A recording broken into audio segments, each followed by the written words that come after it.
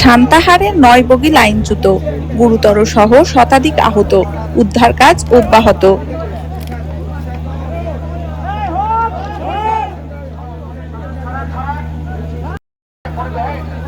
বগুড়ার সান্তাহার রেলওয়ে স্টেশনের অদূরে ছাতিয়ান গ্রাম এলাকায় চিলাহাটিগামী নীলসাগর এক্সপ্রেস ট্রেনে ৯টি বগি লাইনচ্যুত হয়ে শতাধিক যাত্রী আহত হয়েছেন।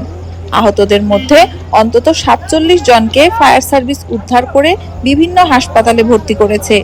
একজনের অবস্থা আশঙ্কাজনক বলে জানা গেছে। আজ বুধবার দুপুর ২টার দিকে বগুড়ার সান্তাহার রেলওয়ে স্টেশন থেকে সামান্য উত্তরে বাগবাড়িয়া এলাকায় এই মর্মান্তিক দুর্ঘটনা ঘটে। প্রত্যক্ষদর্শীরা জানান, হঠাৎ বিকট শব্দে ট্রেনের একাধিক বগি লাইনচ্যুত হয়ে ছিটকে পড়ে। এতে মুহূর্তেই যাত্রীদের মধ্যে আতঙ্ক ছড়িয়ে পড়ে। স্থানীয় ও প্রত্যক্ষদর্শীদের দাবি, দুর্ঘটনাস্থলে রেল লাইনে ত্রুটি ছিল। এ কারণে লাইনম্যান বিপদ সংকেত দিলেও ট্রেন চালক তা খেয়াল করেননি বা উপেক্ষা করেছেন। মতে মূলত এই কারণেই ভয়াবহ এই দুর্ঘটনা ঘটে থাকতে পারে। দুর্ঘটনার পরপরই স্থানীয় লোকজন ও ফায়ার সার্ভিস সদস্যরা উদ্ধার কাজ শুরু করেন। ফায়ার সার্ভিস ও সিভিল ডিফেন্সের উদ্ধার কার্যক্রম পরিচালনা করেন। দুর্ঘটনার কারণে এই রুটে ট্রেন চলাচল সাময়িকভাবে বন্ধ রয়েছে। ঘটনাস্থলে রেলওয়ের কর্মকর্তারা উদ্ধার কার্যক্রম ও লাইন পুনরুদ্ধারের কাজ তদারকি করছেন। আমি যখন দেখছি আমার বাড়ির পাশে, তখন বাড়ির পাশে থেকে মই নিয়ে আসে। আমরা আরো আমার এক ভাই ছিল, আমরা দিয়েছি সাজারপুর থেকে নামছি আর কি। তার আগে এগুলা সব লোকজন আর সাজারপুর যেটা করেছে, এগুলা বেশিরভাগই নওগাঁ সদরের দিকে গেছে, বিভিন্ন হাসপাতালে গেছে। এটা কোন ট্রেন? এটা নীলসাগর চিলাহাটি এক্সপ্রেস। হ্যাঁ, ঢাকা থেকে চিলাহাটি। এটা ঠিক প্রায় মোটামুটি ২:৩০ এরকম বাজে। মানে সান্তার থেকে অতিক্রম করে চলে আসছে, সিগন্যাল দিছিল, সিগন্যাল অমান্য করে চলে আসার কারণে, যার কারণে এই দুর্ঘটনা ঘটে গেছে। এটা ঢাকা থেকে চিলাহাটি এক্সপ্রেস। মোটামুটি ৪৭ জন এখন জানা গেছে। যত জরুরি ভিত্তিকে ওনাদের সদরে ইয়ে করা আছে। হ্যাঁ, নওগাঁ সদরে। ওখানে একটা লাল ফ্ল্যাগ দেওয়া ছিল ওই ব্রিজের ওখানে। সকাল থেকে কি অন্য কোনো ট্রেন পার হয়েছে? অন্য কোনো ট্রেন আসছিল, 2টা ট্রেন গিয়েছে খুব ধীরে ধীরে আসে এই জায়গাতে ট্রেনটা থামেছিল। এই ট্রেনটা ধরে গেল ওই যে লোকজন দেখতে পাইনি, লোকজনের জন্য অতিরিক্ত লোকজন। আমি রাত 11টার সময় বিকট আওয়াজ শুনি। আওয়াজ শোনার পরে এসে দেখি রেলটা হালকা ফাটে গেছে, উপরে রেলের হেডটা হালকা মাত্র ফাটে গেছে।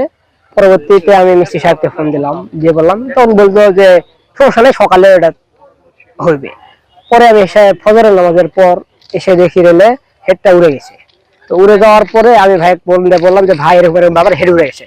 তখন আমি প্রাথমিক চিকিৎসা করছি, বাসা থেকে খাতা নিয়ে এসে সে খাতা দিয়ে আমি ব্যান্ডেজ করে রীতিমতো ট্রেন পাসিং করছি। তো আমি প্রত্যেকটা ট্রেন পাসিং করছি, কিন্তু চিলাহাটি থেকে ছেড়ে আসা ঢাকাগামী চিলাহাটি এক্সপ্রেস ট্রেনটি আমার সিগন্যালটা মানে নাই। কন্ট্রোল রুমে ফোন দেওয়া হয়েছে, সেই সিগন্যালটা মানে নাই। এরপরে প্রত্যেকটা ট্রেন সিগন্যাল মানছে। তারপরে এই যে ঢাকা থেকে ছেড়ে আসা চিলাহাটিগামী নীলসাগর এক্সপ্রেস ট্রেনটি এর সিগন্যাল মানে নাই।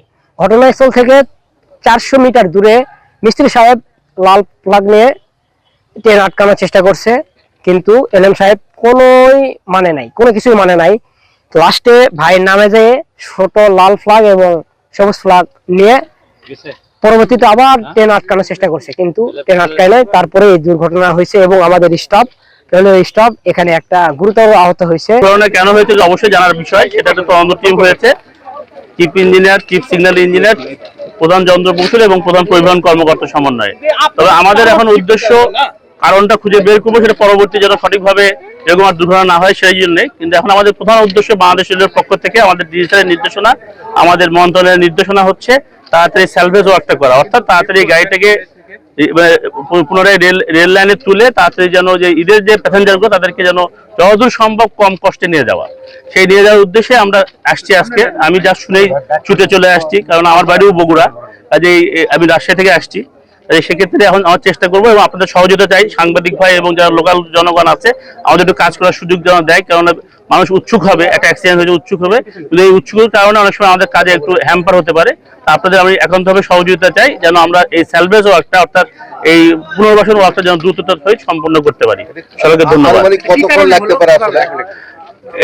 এটা হয় তদন্ত টিম হয়েছে, আমি বললাম, তাই তদন্ত টিমে নির্ধারণ করবে কি করে হয়েছে। আর আমরা চেষ্টা করছি যে যেটা হবার হয়েছে এটা অবশ্যই তদন্ত করে সঠিক কারণটা বের করা হবে। আর এটার পরবর্তী যে এফেক্ট, যে জনগণের যে কষ্ট এবং যাত্রী সাধারণ যে কষ্ট, কারণ কেউ হয়তো যাবে পঞ্চগড়, কেউ হয়তো যাবে চিলাহাটি, তাদের যে কষ্ট সেটা লাঘব করার আমার সর্বোচ্চ চেষ্টায় থাকবো এবং সেই জন্য আপনাদের সহযোগিতা চাই আমরা। এটা আনুমানিক ইনিশিয়াল আমাদের দুটো রিলিফ ট্রেন কাজ শুরু করলে মোটামুটি বলা যাবে। তবে ইনিশিয়ালি আমি বলতে পারি হয়তো 12টা 1টা বাজতে পারে ইনিশিয়ালি, কিন্তু এটা কমও হতে পারে বেশিও হতে পারে, কারণ কাজ শুরু করলে বোঝা যাবে যে আসলে কোন কোচ কি অবস্থায় আছে। এবং রেল লাইনটা আমি দেখলামই, রেল লাইনে খুব খারাপ ভালো অবস্থায় নেই, বেশ খারাপ হয়েছে। এগুলো পুনর্বাসন করতে সময় লাগবে একটু।